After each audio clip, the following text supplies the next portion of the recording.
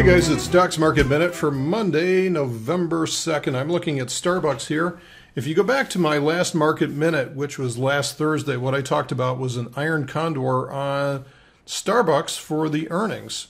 So this is today's or Monday's chart here, and what we talked about was the fact that even though SBUX is going into an earnings period and most likely was going to produce some good numbers, I thought that a lot of that was already priced in. With a move like this, showing exhaustion on all major time frames, and we actually had this down there on Thursday as well too. I thought that the odds of huge movement were already pretty much priced into the stock at this point. The other thing that we saw looking at the implied volatility, remember the red line is the realized volatility, the blue line was the implied volatility. We had a move that was implied was way up there, and so the implied volatility percentile was way up in the upper 50%. I forget what exact figure we had on Thursday, but it was definitely relatively high, and you can see that through most of the last year it's been relatively low, and occasionally it's gotten very high,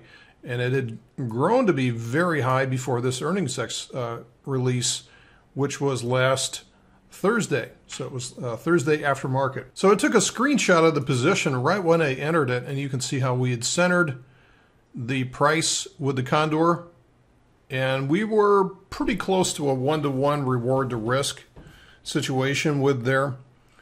And we had plenty of room for the price to kind of wander around between that afternoon and the next morning, with the options expiring the next afternoon. Well, what happened was on Friday morning, the next morning after the earnings were out, pretty much came in line.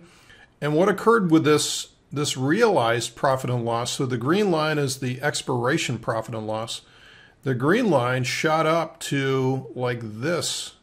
It's kind of an odd curve, but the price was right there, very close to the top end of the P&L curve. It wandered up and then it wandered back down again, and it pretty much for that day stayed within there. Well, I got out of the trade first thing in the morning, since sometimes time risk can be your greatest enemy when you're holding a short condor like this. So we ended up with getting into this trade for a 40-cent credit. We exited for a 12-cent debit, so the profit per contract to us, the net profit after commissions, was $20 per contract, or a 33% return on risk. So we'll see a lot more of these setups as we get into, especially this week. 20% of the S&P 500 is reporting this week, and we have the price kind of jammed up against recent highs, against resistance. We could have some other setups that are very similar to this one. Speaking of the S&P and jammed up against resistance, here's the S&P 500. What I'm trying to do between now and I would say by the end of this year, we're going to know the answer to this, whether or not this is going to create a significant lower high in the markets, and we're going to see a lot of this energy come to the downside, or whether we're going to see a short consolidation and we're going to see this thing blast higher into new highs. We have a tremendous amount of energy here coiled up, especially at the larger time frames. Not bad on the weekly time frame, but a lot of energy here. And you can see that if we go back in the past, when we had this much energy, or even less than that, set up on the monthly chart, we have some pretty big moves that come from here. Now, I don't have any dog in the fight. I don't care whether it goes to the upside or the downside. And really, this is the only way that you can effectively, objectively evaluate the market.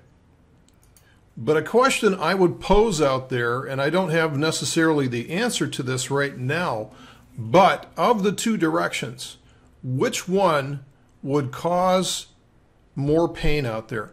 Which one would catch more traders off guard and not expecting to see it go in this direction?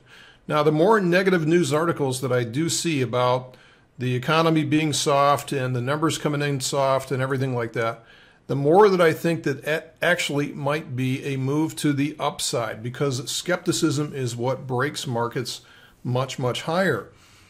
The opposite occurs where we have euphoria. And we had, I don't know if we had necessarily a perfect sense of euphoria this summer, but certainly everybody expected the market to break higher out of this consolidation. So that's the generally agreed upon conventional wisdom, was that markets should have broken higher. And of course they didn't. And so right now, if we have the conventional wisdom saying that markets should have a very difficult time getting past this level, which obviously makes sense to have a tough time getting past 2100 and this balance point up here, then markets will do whatever is necessary to create the greatest amount of pain amongst the largest distribution of traders out there. So keep this in mind. The market should be taking a pause up here, at least for a short period of time, to allow this huge move to cool off. But it doesn't have to. There's no law that says that it has to. There's no law that says that that 2100 level and that balance point at resistance has to hold up. There is no law that's on the books that says the price can't do whatever it wants to do. So ask yourself that question. See if you can come up with the answer as to which direction will the ultimate move harm the most people, and that's the direction in which it'll go. Thanks for listening, folks. We'll see you tomorrow.